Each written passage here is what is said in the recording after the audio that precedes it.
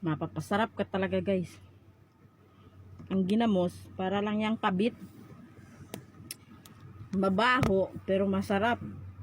Kasi paminsan-minsan lang.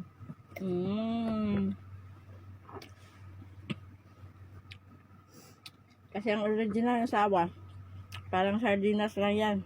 Binubuksan hanggat kinakailangan. Kung kinakailangan na pala. Buzzers come here.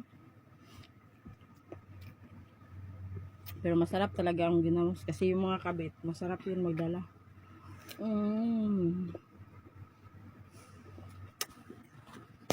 Ikaw mo, pakita. Yung kasama ko, nabusog na. Matulog na kagad.